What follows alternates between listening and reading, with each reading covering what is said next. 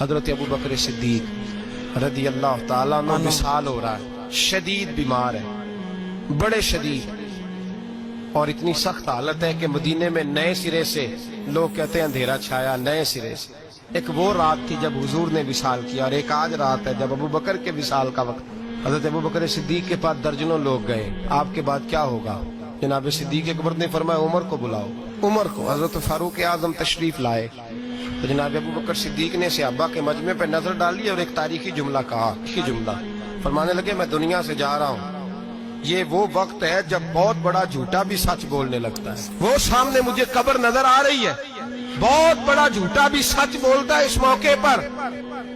فرمایا میری تم سے گزارش ہے کہ میرے بعد عمر فاروق کو اپنا امیر بنا لینا۔ حضرت عمر دوڑ کے آئے، کہنے لگے حضور میں ڈنڈے کی زبان بولنے والا شخص، مزاج میں سختی ہے، کس طرح کام چلے گا؟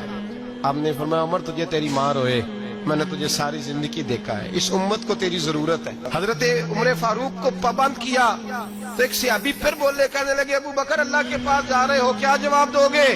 حضرت ابو بکر صدیق فرمانے لگے رب کریم نے اگر مجھ سے پوچھا نا میرے بعد میرے محبوب کی امت کا کیا کر کے آیا ہے تو میں عرض کروں گا یا اللہ جو تیرے بندوں میں سب سے اچھا تھا اسے مسلمانوں کا نگران بنا کے، یہ سب سے بہترین تھا۔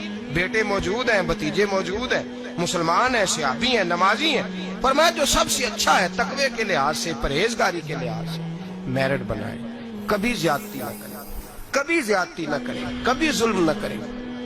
ایک بات سنانے لگا ہوں آپ کو، بڑی اہم بات۔ حضرت امام محمد بن حسن شیبانی رحمت اللہ علیہ بیٹے کا رشتہ لے کے گئے، اور ایسے گھر میں رشتہ طے ہونے لگا جس گھر کی بہت بڑی بات، بہت بڑی بات مکمل ہو گئی بات چیت۔ یہاں تو ہمارا حال یہ ہے کہ لوگ اسی کالونی میں کرائے کا مکان خریدتے ہیں رشتہ کرنے کے لیے، ادھار 3-4 گاڑیاں پکڑ کے کھڑی کرتے ہیں۔ میرے پاس طلاق کے کیس آتے ہیں تو پھر مجھے سننے کا موقع ملتا ہے یہ باتیں۔ کرائے کا مکان لیا، 3-4 گاڑیاں، 2-4 گن مین، اتنی دیر جتنی دیر بچی کا رشتہ، جب شادی ہو گئی تو پھر گاؤں چلے گئے، گاڑیاں واپس ہو گئی۔ جو رشتہ گاڑی کی بنیاد پہ ہوا تھا وہ کتنی دیر قائم رہ سکتا ہے؟ ختم ہو گیا۔ جتنی دیر گاڑی تھی قائم تھا، جتنی دیر مکان تھا قائم تھا، وہ ختم ہو گیا۔ رشتے جو ہوتے ہیں وہ اعتبار پہ قائم ہوتے ہیں۔ تو امام محمد بن حسن بیٹے کا رشتہ کرنا چاہتے تھے تو ایک گھر کے اندر رشتہ کیا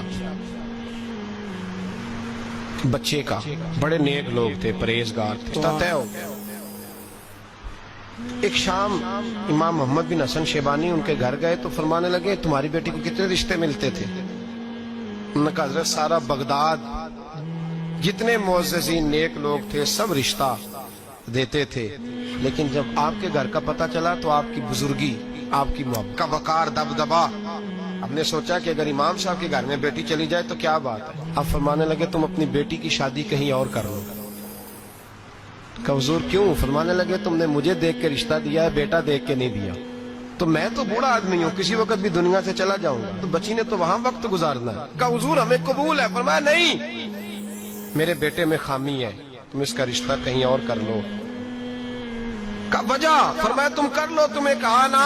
کہ حضرت بتائیے تو صحیح۔ فرمایا میرے بیٹے میں خامی یہ ہے اسے نیند بڑی آتی ہے تو عشاء سے پہلے سو جاتا ہے، نماز نہیں پڑھتا، سو جاتا ہے، 4 پڑھتا ہے، عشاء رہ جاتا ہے۔ کہ حضور کوئی بات نہیں، پھر بھی ہم تیار ہیں۔ تو امام محمد بن حسن کہنے لگے پھر میرا تمہیں مشورہ ہے کہ جو آدمی عشاء کی نماز نہ پڑھے اس سے بیٹی نہیں بیانی چاہیے۔ کہ حضور کیوں؟